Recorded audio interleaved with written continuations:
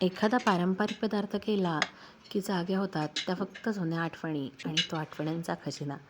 माझा आजोळ चांदोली धरण जे आहे तिथे करुंगली नावाचं छोटंसं गाव आहे जे शिराळा तालुक्यात आहे. दर सुट्टीला आम्ही मस्त त्या वाड्यात, त्या परसबागेत इतका मनसोक्त आनंद लुटायचो.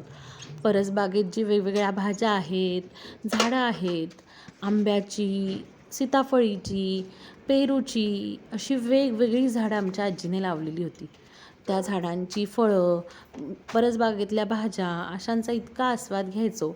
आणि जेव्हा पण आम्ही सुट्टीहून परत यायचो तेव्हा माझ्या आजी आजोबांसाठी खास माझी आजी ते छान असं पिकलेलं वाळूक आणि त्याबरोबर हळदीची पानं द्यायची आणि पुन्हा त्या पांद्या केल्या जायच्या. माझा हा पदार्थ घरच्या मंडळींसाठी बनवताना मी आजीच्या हातच्या चवीत आणि त्या आठवणीत पूर्णपणे हरवून गेले.